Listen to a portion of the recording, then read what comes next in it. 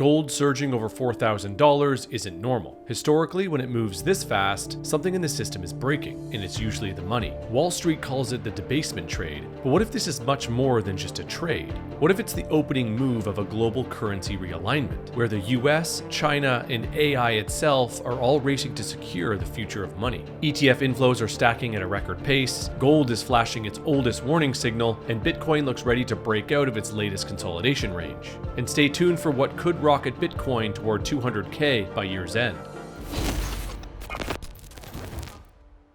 Welcome to No Second Best, the show where conviction meets reality and reality points straight to Bitcoin. I'm your host Hurley. Now let's get into it. Every time gold has gone vertical throughout history, faith in government money collapsed soon after. Rome in the 3rd century, Spain in the 1600s, France in 1789, Weimar Germany, Bretton Woods, the Soviet Union, different empires, same pattern. People lost faith in their rulers and fled to hard money. Alan Greenspan famously watched the gold chart like a hawk. When gold rose, he tightened policy. Today's Fed sees the same signal and yet keeps printing. Gold's telling an ancient story. Debasement is coming. And this time, it's global, and Luxembourg just confirmed it. Its sovereign wealth fund now holds Bitcoin as a reserve asset, the first in Europe to do so. But Luxembourg isn't alone. Wall Street's doing the same thing. They've just given it a friendly name, the Debasement Trade. Matt Hogan, CIO of Bitwise, explained to CoinDesk how Bitcoin and gold have become the two hottest plays on Wall Street, and why ETF flows could send Bitcoin to new records by year end. I think there are two things that are going on. One is that the debasement trade has become the hottest trade on Wall Street, right? JP Morgan is writing about it. Everyone is suddenly concerned about fiat currencies. And so they all want to get exposure to the two best plays in that space, which are Bitcoin and gold. For what it's worth, I think that fact accelerates into the end of the year. One thing people don't think of much is that when institutions and financial advisors sit down with their clients at the end of the year, they want to show them that they had the hottest trade of the year. Last year, they wanted to show them that they owned NVIDIA. This year, they're going to want to show them that they own Bitcoin and gold. And so I think that's going to drive additional interest. The second thing that's driving results is just flows into Bitcoin ETFs. We've seen $3 billion in flows in the first 5 trading days of October. That's nearly a record for a 5-day period. We think Bitcoin ETFs are going to set a record for flows in Q4. We're seeing Morgan Stanley and other wirehouses coming into the space. So I'm really excited about that. Flows in the debasement trade, put them together, and Bitcoin's at 125 and going higher. Okay, Bitcoin at 125 and going higher. The last time I talked, I think that your prediction for the end of the year was $250,000. Is that still in play?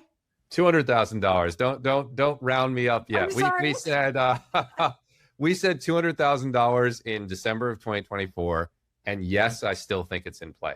What we will need in order for that to happen is to see this strong acceleration of ETF flows that I predict will happen. I think we could get $10 to $20 billion in flows in Q4 alone.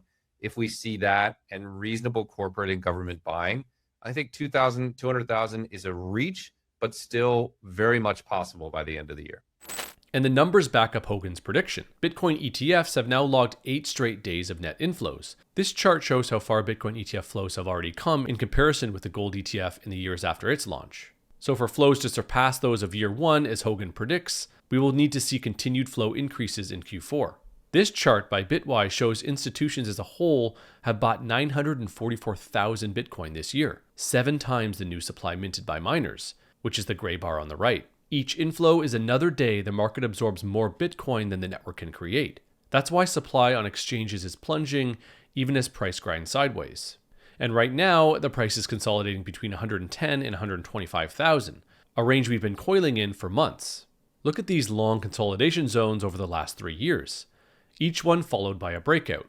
This is what the institutional era of Bitcoin monetization looks like. The longer we grind slowly higher, the healthier the monetization. Bitcoin's volatility is compressing, its holder base is institutionalizing, and its supply curve is mathematically shrinking. That combination is why Hogan's $200,000 target for year-end doesn't sound outlandish in the slightest. So if you can see what's happening, now is the time to make your own allocation strategy airtight. Institutions aren't waiting for the perfect entry.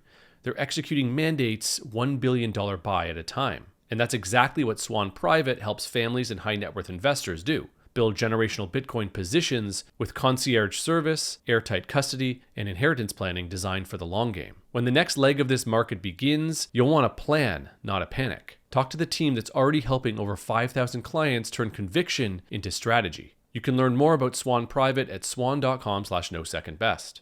What's really interesting here is why investors are fleeing to hard money in the first place.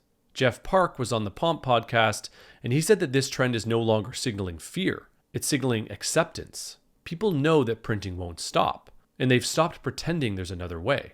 I think it's happening because the slow buildup to that moment of reckoning has been seeded into our minds over now for a long period of time, really post-COVID and post-Russia-Ukraine war and everything else that's been happening, to show you that the kind of unipolarity of the geopolitical order is a bit at risk.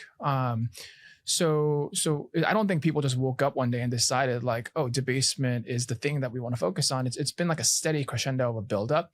And now what we're seeing is just more kind of, I think, authentic embrace by the people and recognizing that it's actually happening. And in a maybe more optimistic lens, what can we do about it? And actually try to be on the right side of history to see that as an opportunity rather than fighting this thing as if there's a solution. I think there used to be a time when people really wanted to talk about like, how do we cut down Social Security? How do we cut down these things and bring fiscal health? And I think you ask an average person on the street whether this is on people's mind anymore. I don't think it is. People, I think, have accepted that this is like actually what's happening. And now it's up to you individually to figure out how to best navigate that for your own personal self-preservation. And I think that ethos is kind of what changed. This shift in mindset is everything. We've moved from trying to fix the system to simply surviving it. People are no longer debating fiscal responsibility, they're looking for a lifeboat. And that survival instinct is now driving policy, turning the story geopolitical. Matthew Pines put it best. China is anchoring its future to gold, building bridges, ports, and pipelines as a hard asset strategy. The United States, meanwhile, is anchoring to debt and digital infrastructure, from AI to semiconductors to Bitcoin and stablecoins. This is turning into a monetary Cold War in real time, where gold is increasingly looking like the East's weapon and digital gold is looking like the West's countermove. In the same interview, Jeff Park captured the relationship perfectly. Gold's success is good for Bitcoin because they're fighting the same war against fiat, but only one can win in the digital age. So gold's success is good for Bitcoin. I have always shared with people that we must root for some success of gold to the outcome that we're driving about self-sovereignty. And then the journey advances once people realize that there's different trade-offs to which Bitcoin can outperform even gold.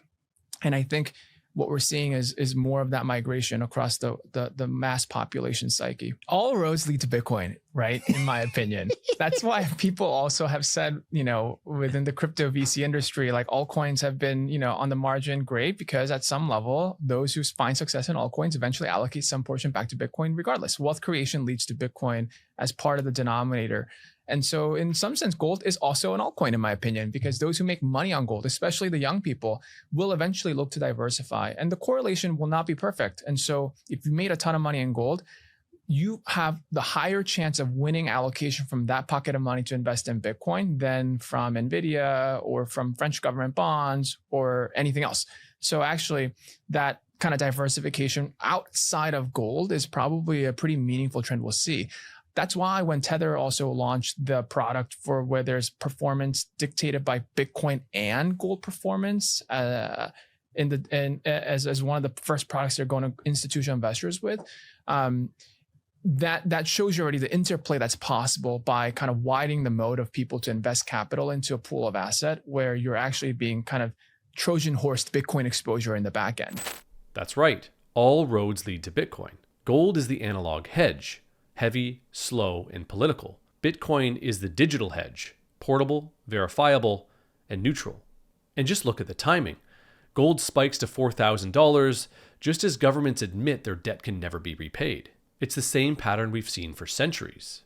Every time the currency dies, gold runs first. Then the system resets. But this time, there's a second escape valve, a digital one that can't be confiscated or clipped. China's stockpiling legacy gold. The West is quietly stockpiling digital gold. That's the new balance of power. And as Luxembourg just further proved, sovereigns are starting to choose sides.